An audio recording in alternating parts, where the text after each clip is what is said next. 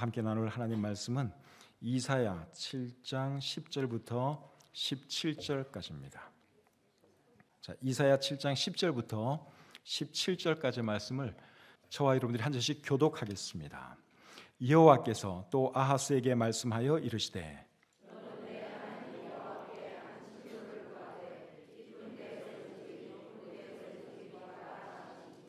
아하스가 이르되 나는 구하지 아니하겠나이다. 나는 여호와를 시험하지 아니하겠나이다 한지라.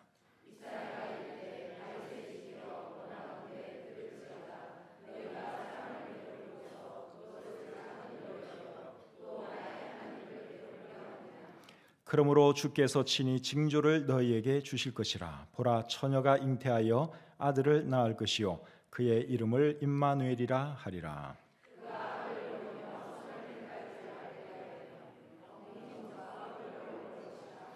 대저 이 아이가 악을 버리며 선을 택할 줄 알기 전에 네가 미워하는 두 왕의 땅이 황폐하게 되리라. 여호와께서 에브라임이 유다를 떠날 때부터 당하여 보지 못한 날을 너와 내 백성과 내 아버지 집에 임하게 하시리니 곧 아수르 왕이 오는 날이니라. 아멘. 잠시 기도하겠습니다. 하나님, 오늘도 저희들 이곳에 불러주시고 우리 하나님을 예배하시도록 해주신 것 참 감사합니다. 2000년 전에 하나님께서 인간의 몸으로 이 땅에 오셨고 우리의 죄를 위해서 십자가 달려 돌아가심으로 우리를 구원해 주셨고 또 하나님의 자녀 삼아 주신 것 감사합니다. 오늘 저희들 이 자리에 모였사오니 하나님, 우리가 드리는 예배를 기쁘게 받아주시고 또 우리에게도 큰 은혜가 임하는 그러한 시간이 될 수 있도록 도와주시옵소서. 모든 시종 주님께 의탁하오며 예수님의 이름으로 기도드립니다. 아멘. 자리에 앉겠습니다. 성탄절도 다가오고 해서 오늘은 성탄과 관련된 말씀을 함께 나누기를 원합니다. 성경에서 예수님의 탄생과 관련해서 제일 유명한 말씀 중에 하나가 이사야 7장 14절입니다. 보라, 처녀가 잉태하여 아들을 낳을 것이요 그 이름을 임마누엘이라 하리라. 여러분 많이 들어보셨죠? 연말 되면 또 특별히 성탄절 바라볼 때 제일 많이 나오는 성경 구절 중에 하나가 바로 이 말씀입니다. 이 말씀은 마태복음 1장 23절에서도 인용이 되고 있는데 마태복음 1장 23절은 이렇게 기록되어 있습니다.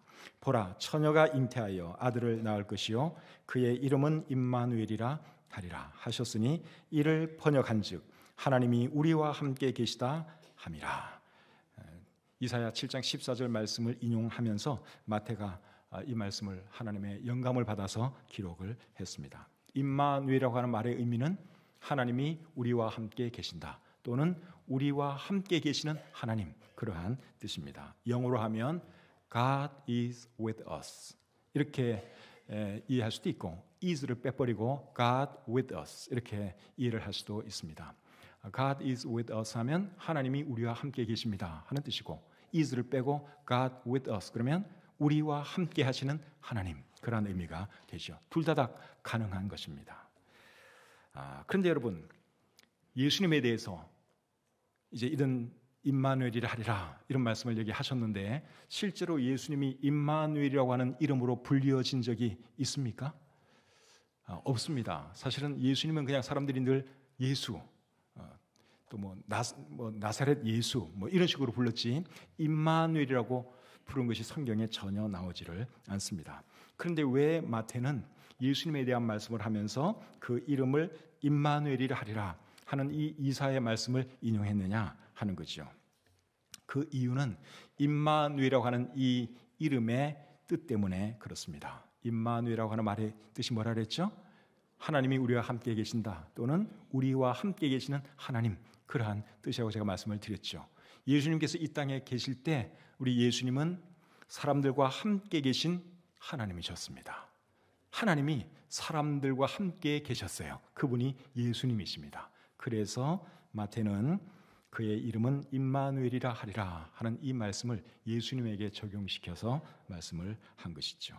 오늘은 이사야에 있는 이 말씀을 가지고 특별히 이사야 7장 14절 말씀이 기록된 배경에 대해서 제가 말씀을 드리기를 원합니다. 어쩌면 여러분들이 이런 설교를 한 번도 못 들어봤을지도 몰라요. 오늘 일부 예배 끝나고 가서 끝나고 나가면서 한 분이 그렇게 성경을 많이 읽고 또 설교도 많이 들었는데 오늘 이 말씀은 처음 들었다 그러시더라고요. 오늘 여러분들도 아마 그런 말을 할지도 몰라요. 한번 잘 들어보세요. 자, 이사야 7장 14절 말씀은 이사야 선지자를 통해서 하신 말씀이지요. 근데 이 이사야 선지자는 예수님께서 태어나시기 700년 전에 남유다에서 활동을 했던 선지자입니다.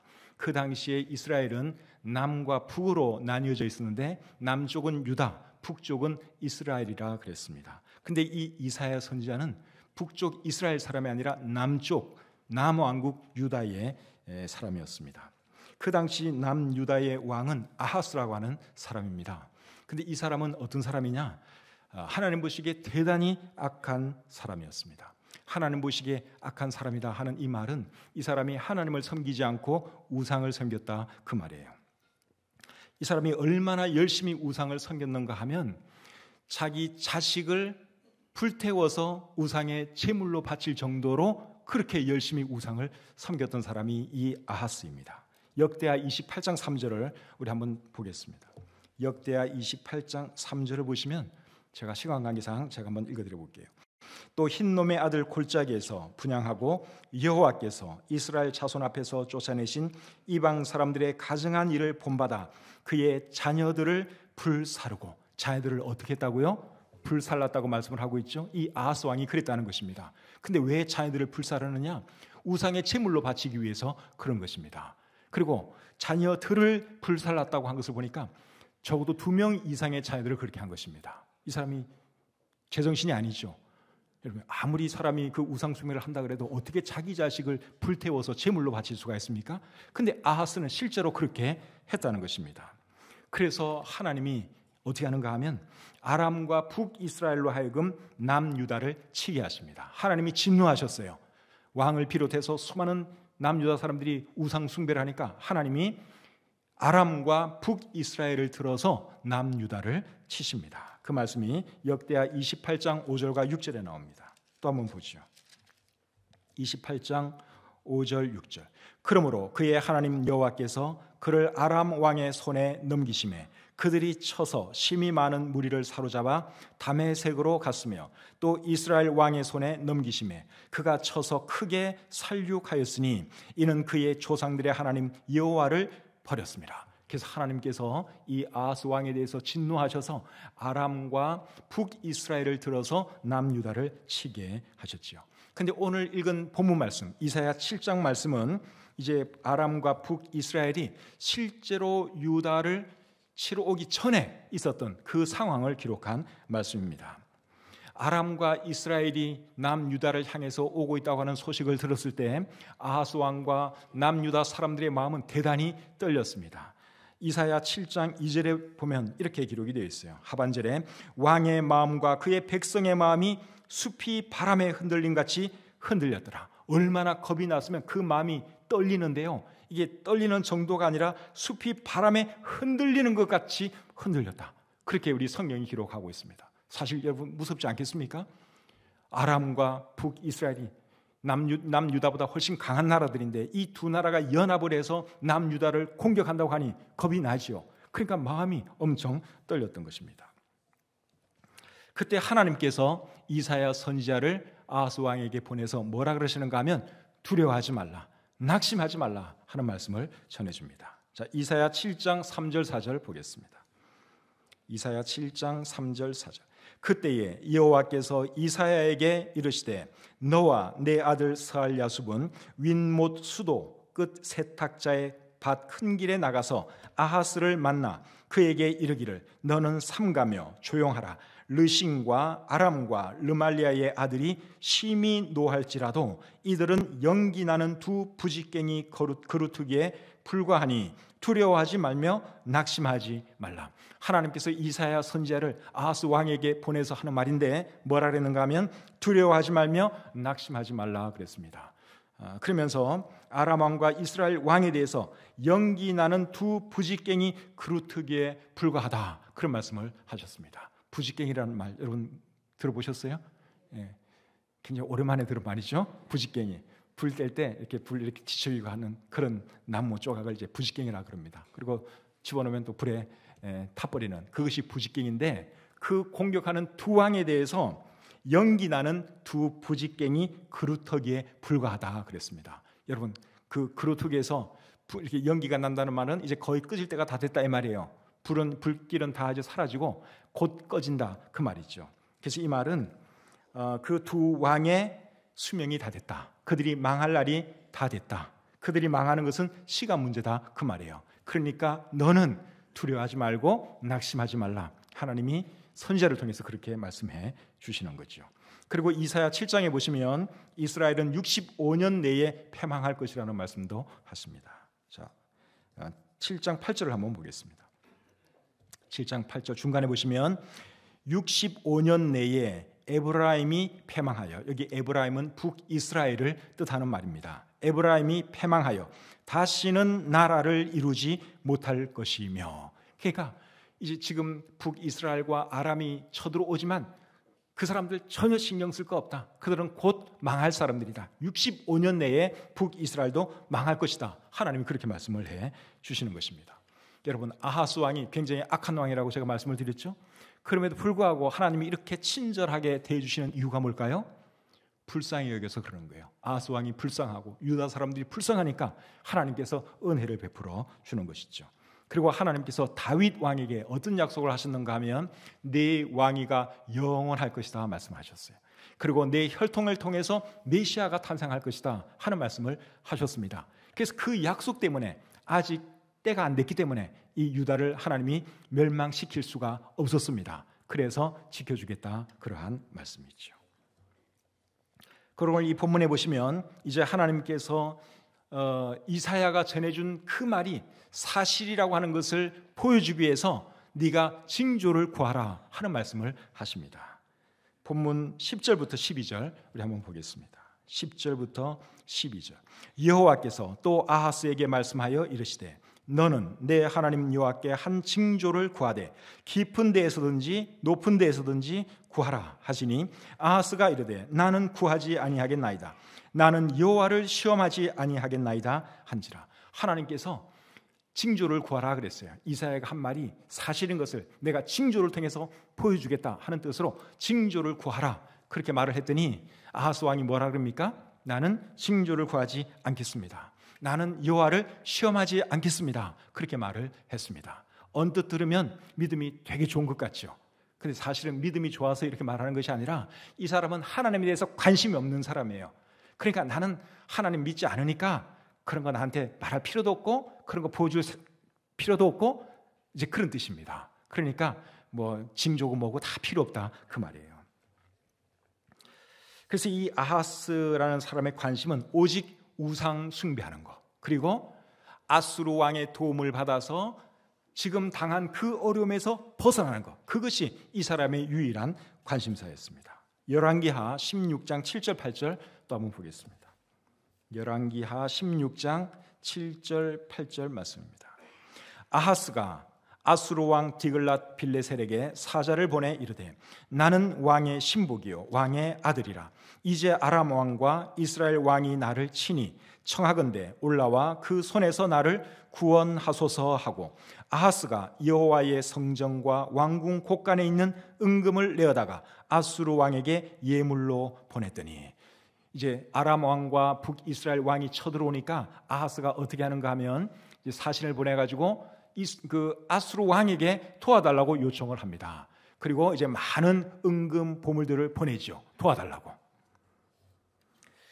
그러니까 이런 상황이다 보니까 이사야 선지자의 말이 아하스 왕의 귀에 들려올 리가 없습니다. 어차피 믿지도 않는 하나님이고 우상숭밖에 모르는 왕이고, 그리고 자기에게는 지금 누가 있습니까? 든든한 아수르 왕이 있는 거예요. 그러니까 뭐 하나님 이런 거 관심 없는 거예요. 그래서 이 사람이 하나님께로부터 뭐 아무런 징조를 구하지 않으니까 이번에는 선지자가 뭐라 그러는가 하면 하나님께서 당신에게 징조를 보여주실 것입니다, 이 말을 합니다. 당신이 징조를 구하지 않는 건 좋은데 하나님이 확실한 징조를 보여줄 것이요, 그렇게 말을 하죠. 13절부터 16절 보겠습니다. 시작. 이사야가 다윗의 집이여 원하건대 들을지어다. 너희가 사람을 괴롭히고서 그것을 작은 일로 여겨 또 나의 하나님을 괴롭히려 하느냐. 그러므로 주께서 친히 징조를 너에게 주실 것이라. 보라, 처녀가 잉태하여 아들을 낳을 것이요 그의 이름을 임마누엘이라 하리라. 그가 악을 버리며 선을 택할 줄 알 때가 되면 엉긴 젖과 꿀을 먹을 것이라. 대저 이 아이가 악을 버리며 선을 택할 줄 알기 전에 네가 미워하는 두 왕의 땅이 황폐하게 되리라. 자, 여기 보면 이사야 선지자가 어떤 말씀을 하는가 하면 당신이 미워하는 두 왕의 땅이 황폐하게 될 것입니다. 그런 말씀을 합니다. 아하스가 미워하는 두 왕의 땅은 어디를 말하는 것이죠? 북이스라엘과 아람을 말하는 거예요. 지금 그 두 왕이 당신을 쳐들어오지만 그 두 왕의 땅이 곧 황폐하게 될 것입니다. 그런 말씀을 합니다. 언제 그렇게 될 거라고 말씀을 했는가 하면 임마누엘이라고 하는 아이가 태어나서 그 아이가 악을 버리며 선을 택할 줄 알기 전에 그렇게 될 것이라고 했습니다. 그리고 이 아이에 대해서는 또 어떤 말을 했는가 하면 처녀가 잉태하여 낳게 될 아들이라고 말을 했습니다. 근데 여러분, 원래 처녀는 아기를 못 낳잖아요. 맞죠? 요새는 가끔 처녀도 아기를 낳기는 낳아요. 근데 원래는 못 낳는 거예요. 결혼을 해야지 이제 그 아기를 낳을 수 있는데 지금 이사야 선지자가 하는 말이 처녀가 아기를 낳을 것이다. 그렇게 말씀을 하고 있습니다. 이거는 무슨 말인가 하면 이사야 7장 14절 말씀, 처녀가 아들을 낳으리니 그 이름을 임마누엘이라 하리라 하는 이 말씀을 하기 전에, 이 말씀을 했을 때 어떤 여자가 처녀로 있었는데 그 처녀가 나중에 어느 남자와 만나서 결혼을 하고 나서 아이를 낳을 것이고 그 아이의 이름이 뭐가 된다는 것입니까? 임마누엘로 불려질 것이다. 그러한 뜻입니다. 그리고 15절에 보면 이 아기가 악을 버리며 선을 택할 줄 알 때가 되면 엉긴 젖과 꿀을 먹을 것이라고 했습니다. 뭘 먹게 된다고요? 이 아이가 엉긴 젖과 꿀. 이거 몸에 되게 좋은 거죠. 요새는 이게 몸에 되게 좋은 건데 그 당시에 이 음식은 이거는 먹을 것이 없어서 먹는 거예요. 농사를 지어야지 뭐 곡식도 먹고 다양하게 먹을 수가 있는데 땅이 황폐해진 바람에 먹을 게 없어요. 그래서 손쉽게 구해서 먹을 수 있는 것이 엉긴 젖과 꿀. 그래서 이 아이가 이제 그런 것을 먹고 자라게 될 것이다. 그러한 말씀입니다. 15절 말씀이 그 말씀을 하고 있는데 15절 제가 다시 한번 읽어볼게요. 그가 악을 버리며 선을 택할 줄 알 때가 되면 엉긴 젖과 꿀을 먹을 것이라. 지금은 이런 음식이 좋은 음식이지만 그때는 다른 게 먹을 거 없으니까 이제 이런 음식을 먹게 될 것이다 하는 말씀이에요. 왜 먹을 것이 없는가 하면 아수르가 유다를 짓밟고 그 땅이 황폐하게 될 것이기 때문에 그렇습니다. 자, 17절 말씀 또 보겠습니다. 17절. 여호와께서 에브라임이 유다를 떠날 때부터 당하여 보지 못한 날을 너와 내 백성과 내 아버지 집에 임하게 하시리니 곧 아수르 왕이 오는 날이니라.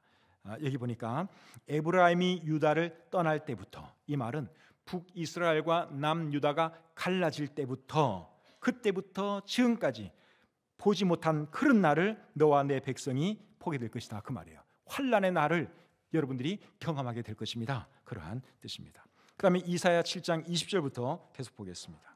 그날에는 주께서 하수 저쪽에서 세내온 삭도 곧 아수르 왕으로 내 백성의 머리털과 발털을 미실 것이요 수염도 깎으시리라. 옛날 이스라엘 사람들은 머리카락이 잘리고 수염 잘리는 것을 굉장히 수치로 느꼈습니다.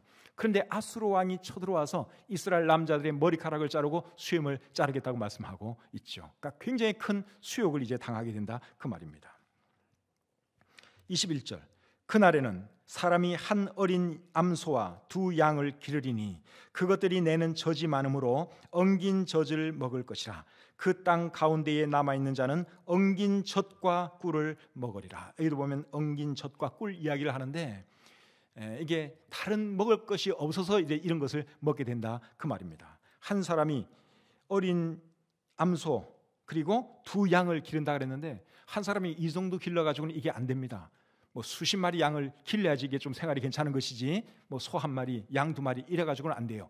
그런데도 그 젖이 남아돈다고 말씀을 하고 있습니다. 왜 남아도는 줄 아십니까? 남자들이 다 나가서 다 죽은 거예요. 사람들이 전쟁에 나가서 죽고 끌려가고 없고, 그래서 이제 그 먹을 사람이 없으니까 그 얼마 되지 않는 그 젖이 남아 돌아서 결국 엉긴 젖이 되고, 그리고 다른 거 먹을 거 없으니까 들에 있는 꿀 같은 거 채취해서 먹게 된다, 그러한 말씀이죠. 완전히 나라가 이제 황폐하게 된 것을 말합니다. 23절 계속 보겠습니다.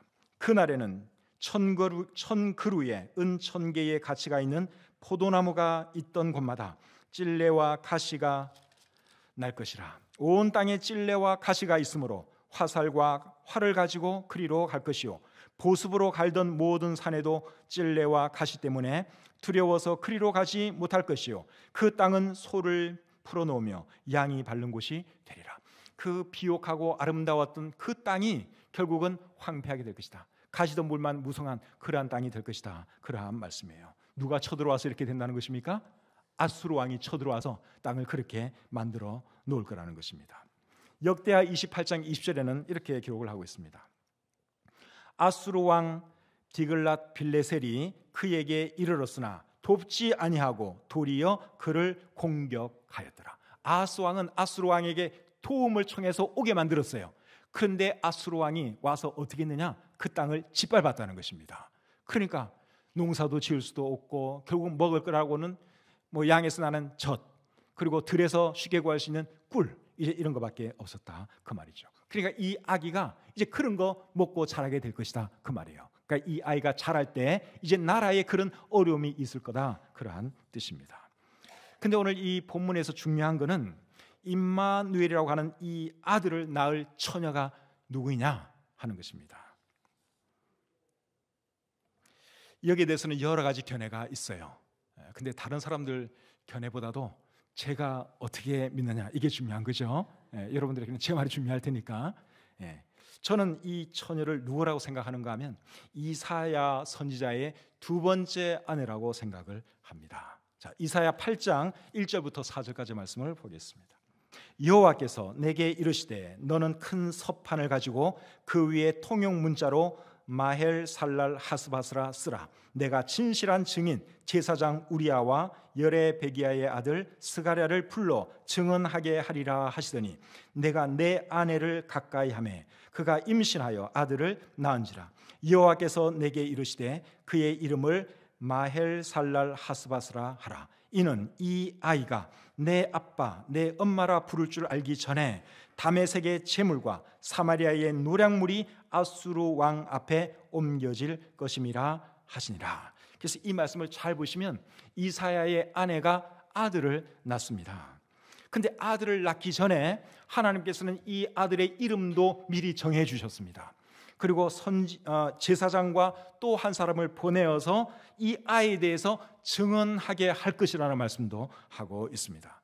그리고 4절에 보니까 이 아이가 엄마 아빠라고 부를 줄 알기 전에 다메섹과 사마리아의 수도가 아수르에 의해 짓밟힐 것을 말씀하고 있습니다. 다메섹은 아람의 수도고 사마리아는 북이스라엘의 수도죠. 그러니까 이 아이가 크기 전에, 이 아이가 어릴 때, 어린 나이에 북이스라엘과 아람이 아수르에 짓밟히는 그런 일이 일어날 것이다, 하나님께서 그런 말씀을 해 주셨습니다. 그래서 이런 내용들을 보면 이사야 7장 14절에 말하는 그 처녀, 임마누엘이라고 하는 아들을 낳을 그 처녀가 저는 이 이사야 선지자의 아내, 두 번째 아내라고 생각을 합니다. 그런데 이 생각에 동의하지 않는 사람들도 많습니다. 그 이유는 뭔가 하면 두 가지 때문에 그래요. 첫째는 이사야의 아내는 처녀가 아니라는 것 때문에 그렇습니다. 이사야 7장 3절에 보면 이사야 선지자가 아하스 왕을 만나러 갈 때 아들과 함께 만나죠. 아들이 있는 부인 같으면 처녀가 아닙니다. 그러니까 어떤 사람들은 여기 말하는 이 이사야의 아내는 그 처녀가 될 수 없다, 그렇게 생각을 하는데, 제 생각은 뭔가 하면 이사야의 첫 번째 아내는 죽었어요. 그리고 이사야가 이제 처녀를 만나서 새 장가를 들게 되고 그 여자가 아들을 낳는데 바로 이제 임마누엘이라고 불릴 이 아이라는 것입니다. 그러면 이해가 되잖아요. 그리고 그 여자는 두 번째 아내가 된 그 여자는 이사야 선지자가 이사야 7장 14절 말씀, 보라 처녀가 잉태하여 아들을 낳을 것이요 그 이름을 임마누엘이라 하리라 하는 그 말씀을 증거했을 때 그 여자는 아직도 처녀였습니다. 근데 나중에 이사야 선지자와 결혼을 하면서 이제 아기를 낳게 된 것이죠. 그리고 또 이 제가 방금 설명드린 것에 대해서 동의하지 않는 그 이유가 뭔가 하면 이사야의 아들 이름이 여기 지금 나와 있는데 이게 임마누엘이 아니라는 것이죠. 그런데 이것도 전혀 문제되지가 않습니다. 왜 그런가 하면 이사야 7장 14절 말씀은 최종적으로 예수님을 통해서 이루어지게 되지요. 그런데 예수님도 여러분 임마누엘이라고 불린 적이 있었어요? 없었어요? 없었지요. 그러니까 마찬가지라는 것입니다. 그러니까 임마누엘이라고 하는 이 이름은 실제로 불려질 이름이 아니라 하나님께서 함께해 주시는 것을 상징적으로 나타내는 이름이라고 할 수 있습니다. 그래서 이사야 선지자나 유다의 신실한 하나님의 사람들이 이사야의 그 어린 아들을 보면서 무슨 생각을 했겠어요? 지금 나라가 이렇게 황폐하고 이렇게 힘들지만 그래도 우리 하나님은 살아계신다. 이 아이가 자라면서 겪게 될 그 일을 하나님이 말씀을 하셨는데 지금 실제로 그렇게 되지 않았느냐? 그러니 하나님은 살아계신 것이 분명하고 그 하나님은 지금 이 순간에도 우리와 함께 하신다. 사람들이 그렇게 생각을 한 것이죠. 자, 이사야 8장 7절 8절 말씀 보겠습니다. 이사야 8장 7절 8절 말씀. 그러므로 주 내가 흉룡하고 창이란 큰 하수 곧 아수르 왕과 그의 모든 위력으로 그들을 뒤덮을 것이라. 그 모든 골짜기에 차고 모든 언덕에 넘쳐 흘러 유다에 들어와서 가득하여 목에까지 미치리라.